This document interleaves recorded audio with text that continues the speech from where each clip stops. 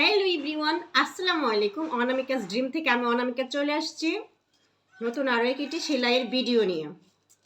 তো আমার ভিডিওগুলো যারা দেখেন তাদেরকে তো অসংখ্য ধন্যবাদ। আর যারা আজকে নতুন দেখতেছেন তাদেরকে বলবো চ্যানেলটি ভিজিট করে যদি আপনার ভিডিওগুলো ভালো লাগে তাহলে আমার চ্যানেলের সাথে থাকতে পারেন। তো চলুন আজকের ভিডিওটা শুরু করা যাক। তো আজকে হচ্ছে আমি মেয়ের জন্য বক্স প্লেটের একটা ফ্রক বানাবো, মানে ওর স্কুলের যে ইউনিফর্ম সেটা 2 বছর যাবত পড়তেছে। ওটা মোটামুটি নষ্ট হয়ে গেছে, তাই নতুন করে আরেকটা বানাবো। তো অনেকদিন যাবতে বানাবো বানাবো করে আর বানানোই হয় না। তো অবশেষে বসেই পড়ছি। তো চলুন কন্টিনিউ করা যাক ভিডিওটা।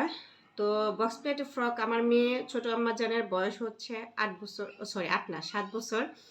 তো ওর ফ্রক বানানোর জন্য আমি এখানে কাপড় নিয়েছি 2.5 গজ।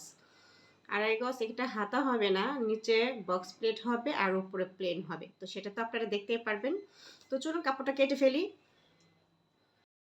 তো গাইস, আমি কাপড়টা কিন্তু মেলে নিছি, উপরে টপস পার্টটা কেটে নেব। টপস পার্টটা হবে মূলত নরমালি থাকে দুই পার্ট থাকে, বাট আমি এই জামার টপস পার্ট করবো 4 পার্ট, মানে 4 পার্ট করবো। ঠিক আছে, তো 4 পার্ট হচ্ছে কেন 4 পার্ট করবো সেটা আমি কিন্তু পরবর্তীতে অবশ্যই জানিয়ে দিব। এখানে 1 2 3 4 4 4 8 ভাঁজ, মানে ভাঁজে পর 4টা, তার মানে 4টা পার্ট হবে। ঠিক আছে, তো এটা পুট প্রথমে আমি মার্ক করে নিচ্ছি।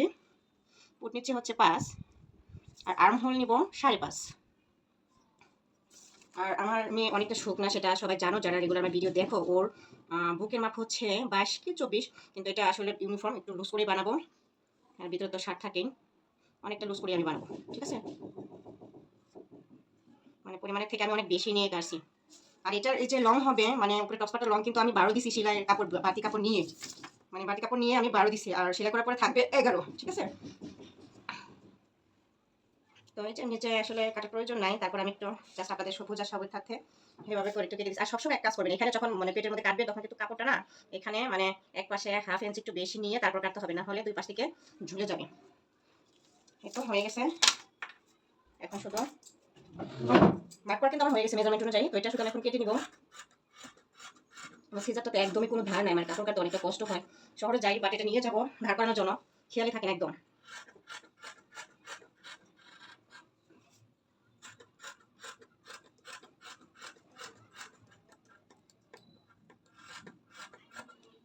এই তো কাটা হয়ে গেছে। আর এটা সামনে আর পিছনের গলা কিন্তু আমি একই রকম রাখবো। তো হচ্ছে কি, অনেকে স্কোয়ার শেপের গলাটা পরে, আবার অনেকে মানে পান গলাটা পরে। তো এর আগে যে জামাটা পরছে আমার আম্মা জান, সেটা কিন্তু স্কোয়ার শেপের গলা পরছে। তো আমি ভাবছি এটা পান গলা করে দিব। তো গলাটার এই পাশে আমি 2 নিছি। ঠিক আছে, এই পাশে আর লং নিচে হচ্ছে 4.5 থেকে একটু বেশি, মানে 2 দাঁত বেশি।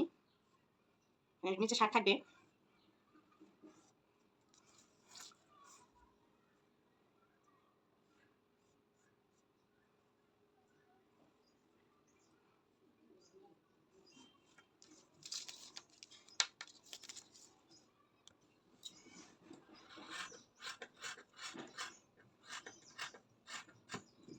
এই যে গলাটা কিন্তু আমি কেটে নিছি অলরেডি। আর এখানে যে বন্ধ পার্টগুলো আছে না, এটা সবগুলো ওপেন করে দিতে হবে। এখানে 4টা পার্ট আছে, 4টা পার্টই কিন্তু ওপেন করে দিতে হবে। এনাফ। আমার বডি পার্ট কিন্তু মানে কাটা শেষ। এখন জাস্ট শুধু নিচের যে স্কার্ট পার্ট থাকে সেটা কেটে নিব। তো আমি নিচের স্কার্ট পার্টের জন্য কাপড়টা মেলে নিয়েছি। তো এখানে পানা যতটুকু ছিল ডাবল ভাঁজ দিয়ে, মানে পানা ছিল অনেক 60-এর উপরে। তো সব পানা নিয়ে নিয়েছি, যেহেতু বক্স প্লেট যত কাপড় থাকবে বক্সটা তত সুন্দর আসবে। তো সব কাপড়টা নিয়ে নিয়েছি। আর এদিকে মানে লম্বার যে মাপটা, যেহেতু আমি লম্বা মানে ফ্রকটা লম্বাই হবে 32 ইঞ্চি, তো উপরে নিচি হচ্ছে 11 ইঞ্চি থাকবে সেলাই করার পর। আর এটা হচ্ছে মানে সেলাই কাপড় নিয়ে 23 ইঞ্চি নিছি। তো এটা ভাঁজ করে শুধু রাইখা আমি কেটে নিব।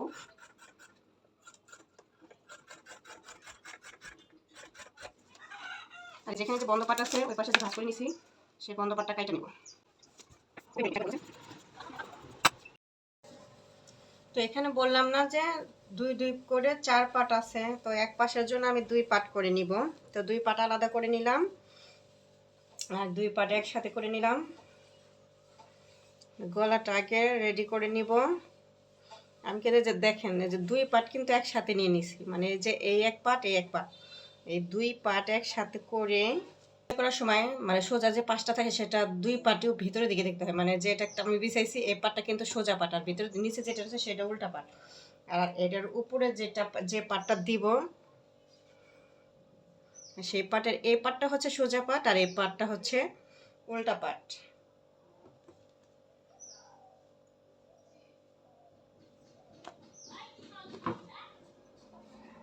এখন সেলাই করে নিব।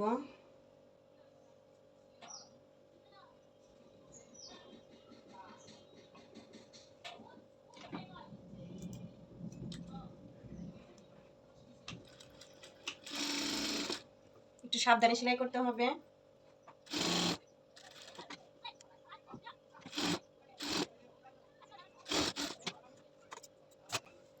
গলাটা কিন্তু আমি সেলাই করে নিছি। এখন হচ্ছে আমার কিন্তু ডাবল পার্ট আছে। এখন এই যে আর্ম হোল যেটা আছে সেটা কিন্তু এই ডাবল পার্টের মধ্যে আমি সেলাই করে নিব। ঠিক আছে?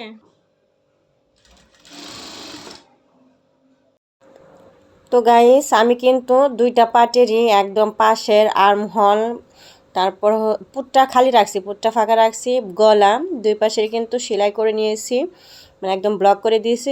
শুধু ওই আপনার পুট যেটা সেটা বাদ আছে। তো এখন হচ্ছে গলাটা ছোটো ছোটো করে কাট করে দিব, যেন উল্টানোর পরে গলাটা ফিনিশিংটা সুন্দর আসে। তো দুইটা পাটের গলায় কিন্তু আমি এরকম করে ছোট ছোট করে কাট করে দিছি। তো দেওয়ার পরে এটা উল্টাইতে হবে। তো উল্টানোর পরে ওই যে বললাম না পুরটা ফাঁকা আছে, ওপেন আছে, তো ওই দিকটা আর নিচের দিকটা ওপেন আছে, এই দুই সাইডটা আমি ওপেন রাখছিলাম তো উল্টানোর জন্য আর কি। তো উল্টানোর পরে দেখেন কি হয়, এই যে আপনারা নিজেই কিন্তু বুঝতে পারবেন যে আসলে মানে এরকম করে সেলাই করলে ফিনিশিংটা কিন্তু অনেকটাই সুন্দর আসে। তো এটা কিন্তু আবার একটু আয়রন করে বসা দিলে আরও সুন্দর আসবে, আর যদি চাপ সেলাই দেওয়া যায় তাতেও সুন্দর লাগবে।